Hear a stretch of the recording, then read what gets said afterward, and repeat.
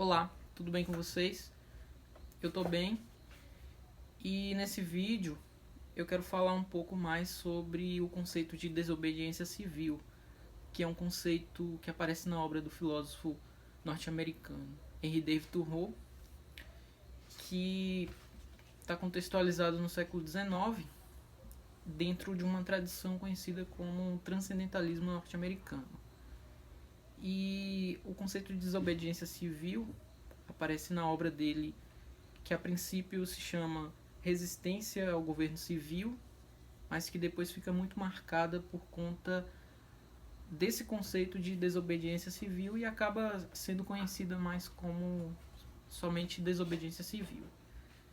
O Thoreau inicia o livro dizendo: o melhor governo é o que governa menos. Só que na sequência ele afirma que, entendendo essa máxima de que o melhor governo é o que governa menos, significa o mesmo que dizer o melhor governo é o que de fato não governa. E aí pode ocorrer uma confusão muito fácil de quem está lendo a obra do Thoreau, de achar que ele está numa tradição do liberalismo, por exemplo, que a concessão é de um Estado mínimo, um Estado que interfira minimamente na vida dos cidadãos. Porém, o Thoreau não está dentro dessa tradição propriamente. Ele é conhecido mais como um libertário, porque as preocupações dele não estão voltadas para o Estado, mas sim para o indivíduo e coletivamente. Então, o convite dele, a provocação que ele faz é que a gente se perceba em relação ao governo, no sentido de que o governo é definido como a representação da vontade do povo.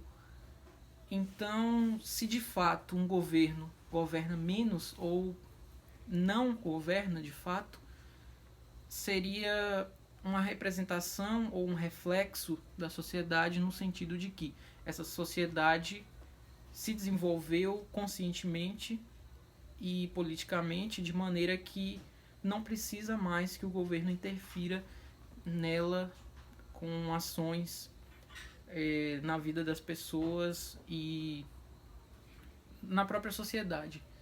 Então, seria justamente o contrário. O Thoreau está apontando não para o estado mínimo, mas sim para o indivíduo que eleva sua consciência, para uma sociedade que se compreende em relação aos demais, ou seja, se a gente se articula e constrói as coisas por nós mesmos, sem a dependência de um Estado, ou participa de maneira mais ativa na política, isso significa que o governo de fato ele não precisa governar.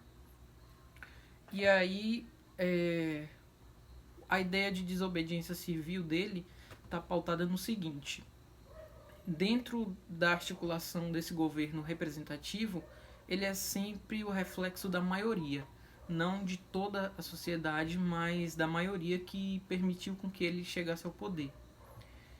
Então, quando essa maioria toma decisões, ações, as quais ferem princípios de igualdade e justiça, como eu mencionei em outro vídeo, o que acontece é que o indivíduo ele tem o dever de agir contra e se posicionar de maneira contrária a essas decisões, a essas ações que são feitas pelo governo. E aí o caso que ele cita, por conta do contexto em que ele está envolvido, que é o contexto norte-americano do século XIX, ele cita dois exemplos basicamente: o da escravidão e da guerra ao México. Ora, a escravidão tem uma coisa peculiar, porque os estados do sul ainda permitiam a escravidão, mas os estados do norte não, naquele período que o Thoreau viveu. O que ocorre é que os estados do sul obrigavam, ou seja, criavam leis que obrigavam aos habitantes do estado do norte a devolver escravos fugidos, que escapavam para o norte, justamente porque lá não era permitida a escravidão.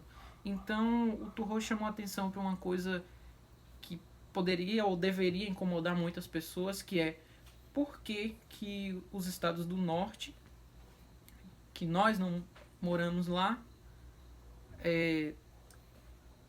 tem essa obrigação de devolver pro sul. Ou seja, por que que o indivíduo que mora no norte, ele está obrigado a cumprir uma lei que é de um estado do sul? Então, como prática, ele justamente tinha a posição de se rebelar contra esse tipo de decisão que ele achava injusta, não só porque era uma obrigação de um estado do sul a um estado do norte, mas porque ele era contra a escravidão. Então, o que se tem de relatos é que ele, junto com outros autores, outros pensadores ali daquele contexto, outros atores políticos que estavam à frente dessas lutas, quando encontravam escravos refugiados lá no norte, acolhiam essas pessoas e ajudavam elas a fugir da perseguição do sul. Então, tá aí uma questão já. Quando você percebe um ato de injustiça desse tipo, você tem que se rebelar contra ele. Então, a ideia de desobediência civil pode ser a partir daí. Outro ponto é a guerra ao México, a qual ele discordava. E aí ele aponta que quando o indivíduo percebe que o exército está invadindo, está conquistando, está destruindo um lugar, ele tem que se rebelar contra esse exército. Ainda mais se for o exército dele que está invadindo terras estrangeiras, o exército dele que está destruindo, matando pessoas numa guerra. Então, o meio que ele concebe que as pessoas podem fazer isso, no caso dele, é não cumprir com as obrigações financeiras em relação ao governo. E é o que acontece com ele de fato. Ele deixa de pagar uma taxa que ele tinha que pagar, assim como todos os cidadãos, um imposto que ele sabia que era convertido para a guerra. Então, como um ato de desobediência civil, ele faz isso, ele deixa de pagar esse imposto, é preso por isso, é alertado várias vezes. Você vai ser preso se você não pagar esse imposto. E ele prefere a prisão, de fato, do que pagar um imposto que financiava a guerra, que era algo que ele achava injusto. Então, duas coisas básicas no Turro é isso.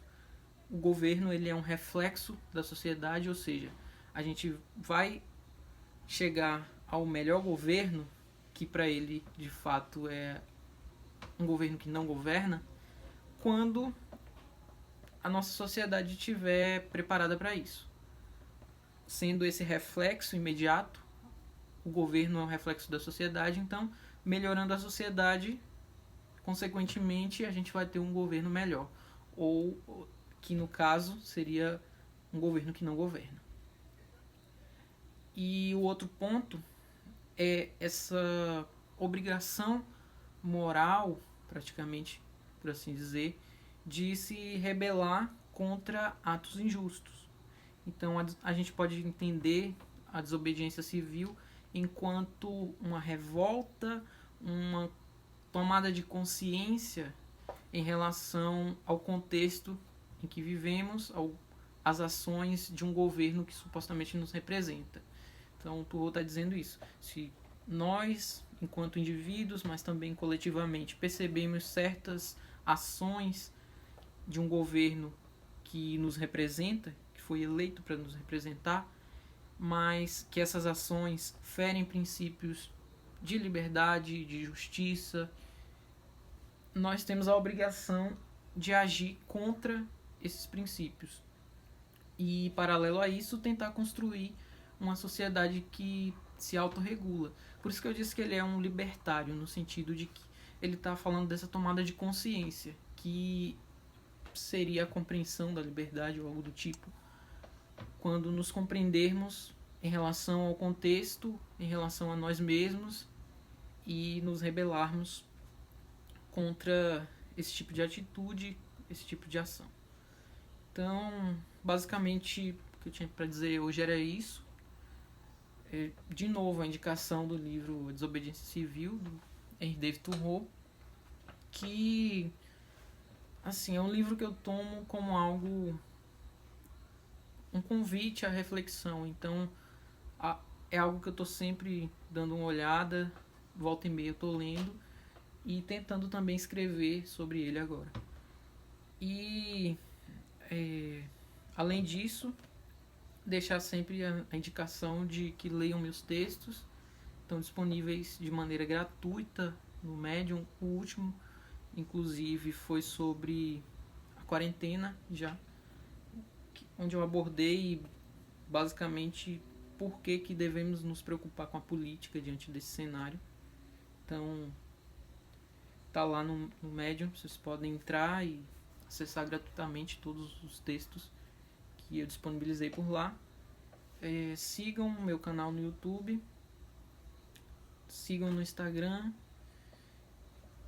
deixem a curtida no vídeo, comentem para assuntos que vocês querem ver nos próximos vídeos e segue aí.